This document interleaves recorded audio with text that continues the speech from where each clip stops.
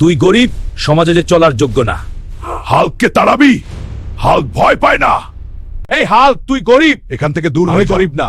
চুপ কর, ভিক্ষার টাকা নেই। যা এখান থেকে। ঠিক আছে, যাচ্ছি। এই হাল্ক, তুই এখান থেকে দূর হয়ে যা। আমি একদিন বড়লোক হব। আমি হাল্ক, কাজ চাই। হ্যাঁ, আমি এখন ঢাকায় সিকিউরিটি গার্ড। আমার কাজ পেট্রোল করা। গেট খোলা হয়েছে, সব সিকিউর। সাহায্য করো।